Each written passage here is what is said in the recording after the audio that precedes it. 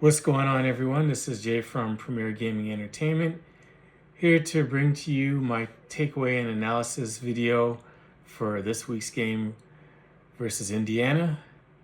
Before I get started, if you can, please leave a like on the video, as it definitely helps out the channel. Leave me a comment in the comment section below. How do you feel about the game? Are you surprised about the results? Are you upset that things turned out the way they did? Are you optimistic about how the team played? Let me know how you feel about the game in general in the comment section below. And if you enjoy my content, please feel free to subscribe to the channel. If you are subscribed to the channel and you're watching this video, make sure you have notifications turned on. So, this game, I'm not gonna lie, at first, for the first little bit of the game, definitely was hard to watch. Overall, hard to watch, but it got better as the game went on. I was, early on in the game, the second and third drive for Indiana, it looked like they were going to probably blow us out like they did all the other teams that they played. But I'm going to hand it to Michigan and give credit where credit is due. This was easily the best game that the defense played for the whole entire season. Very inspiring. They did get, Jair Hill did get cooked on that second touchdown. And, but outside of those two drives, the defense played lights out. Our defense, especially the secondary, had been playing, real mid for the whole season, giving up third and longs. Everyone all of a sudden started being able to run on us. Can't get off the field, guys playing out of positions, guys confused. I didn't see a lot of that this game. Tackling was, in spots, they still missed some tackles, but overall the tackling was good. Indiana wasn't able to run the football on us like other teams had. And the secondary played much better outside of those two drives.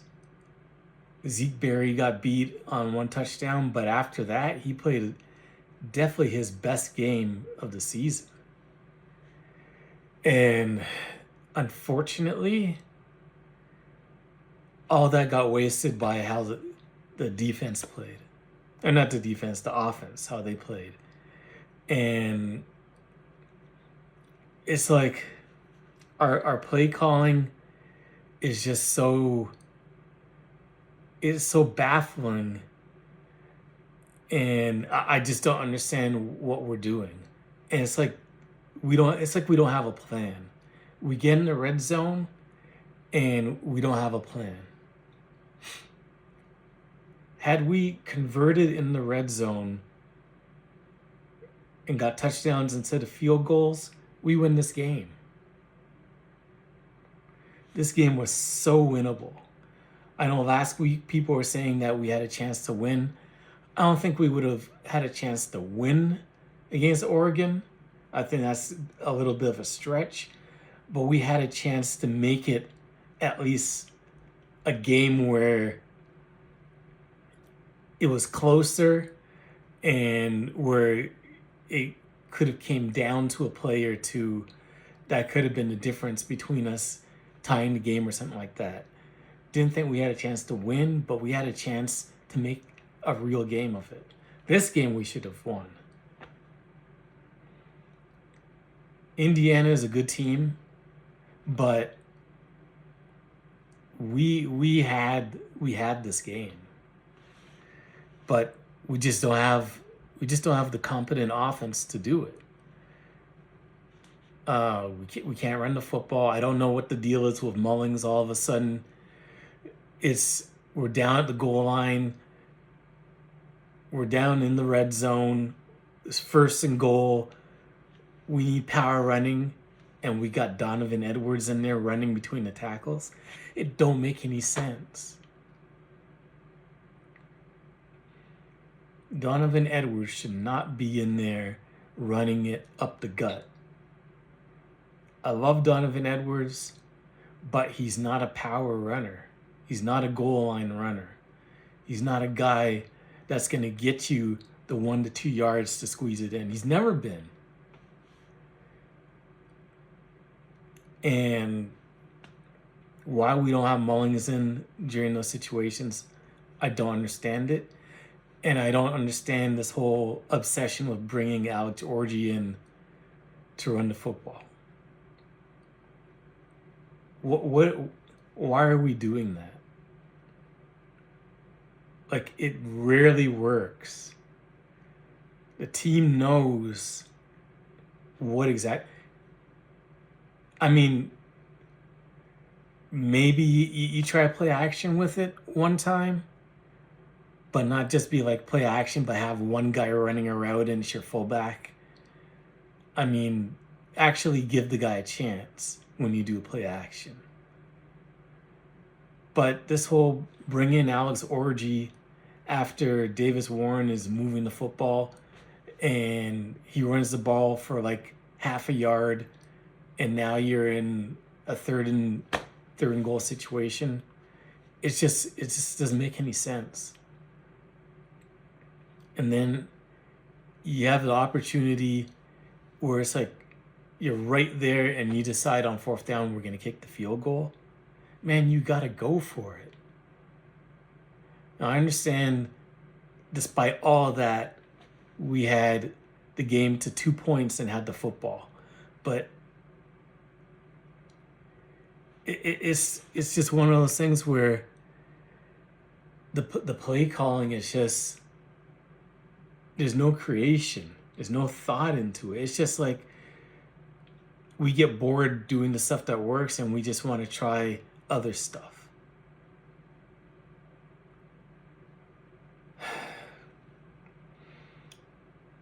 This was a game that we could have won. You know, if this is the team that Indiana takes against Ohio State, they're going to lose that game because they have no business getting shut down like we did to them in this game. The second half, we won the second half, dominated the second half. Indiana couldn't do anything in the second half.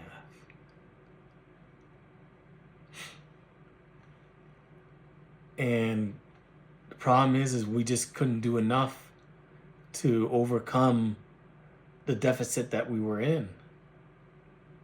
Davis Warren had his opportunities.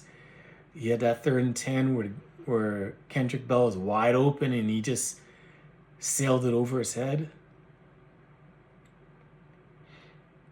It's just the play calling, the mismanagement of time, is the mismanagement of just deciding what to do in certain situations. Like, there's one situation where it was second and 11, I think it was. Then we run the ball. Now it's 3rd and 7. And then we run the ball again to make it 4th and 4 or something like that. And I'm thinking, okay, well, maybe they ran the ball on 3rd and long because we're going for it on 4th down anyways. And we wanted just to make it more manageable and give the option that we could run it and we could pass it, as opposed to being it that where we just could only pass it. I thought that's what we're going to do. And I'm like, cool. If we're going for it for 4th down anyways, we made it more manageable. No. We decide we're just going to try and draw them offside and then take the penalty and then punt it. It just didn't make any sense. If you weren't going to go for it on 4th down, You needed to call a passing play to get that first down. Why are you running it on third down? Don't make any sense. At the end of the game, you got 3 timeouts left. You have an opportunity to get the football back. Your chances of getting the ball back and scoring are slim to none. I get it. But this opportunity is still there. They run the ball on first down. They get 8 yards. Now, you have 3 timeouts left. And instead of calling a timeout right after the play, you decide you're going to let the clock run down like 30 seconds. And then out of nowhere, you just decide to call a timeout. And it's like, it didn't make any sense. Now, I think maybe the thought process was, well, they're going to get the first down anyways, so let's let them get the first down and then call the timeout after that. Like, I didn't understand the mentality from that. Like, it didn't make any sense. You weren't going to leave yourself enough time to get the ball back if you did that. So you ended up calling timeout with like 12 seconds left on the clock. But you wasted 30 seconds anyway. So like, it didn't make any sense. Now, when it was all said and done, they got the first down on the next play anyways, and the game was over. So it didn't matter in the long run. But still, it was just like a mismanagement of time, and it didn't make any sense. So the coaching really failed us in this game. Is part of the reason why we didn't win. But man, I can't be down on the defense. The defense played very inspiring football. I was proud of the defense. They played well. But this offense, it's just not cutting the mustard, man. A little bit more involvement from the wide receivers, but still, it's just not enough to get the job done. And because of that, it's next to impossible to pass the football. I mean, to run the football.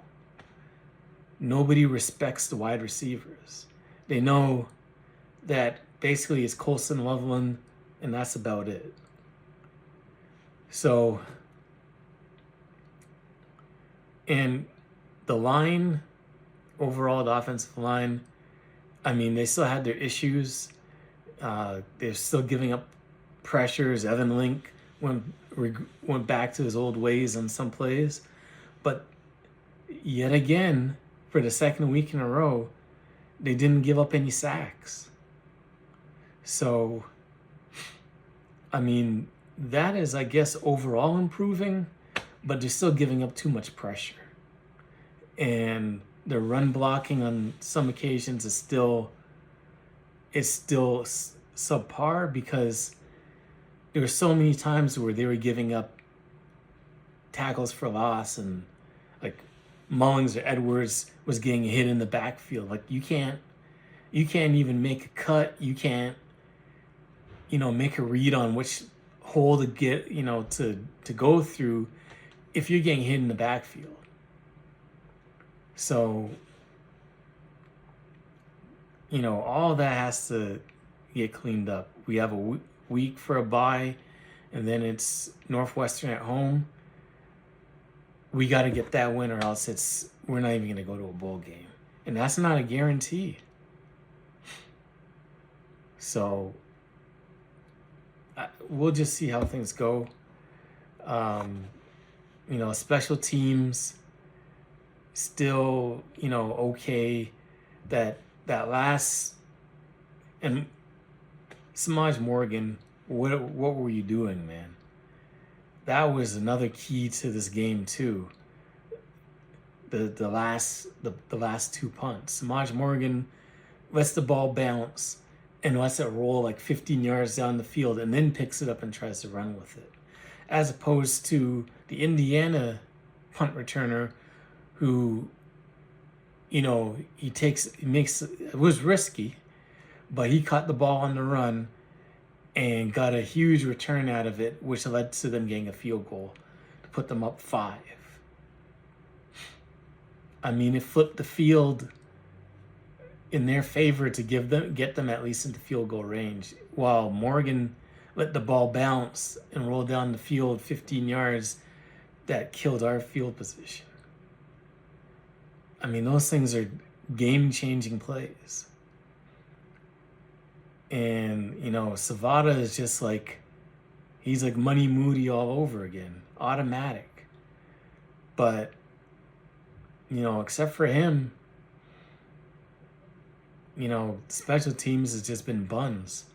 Doman was a little bit better, but still not doing the job overall.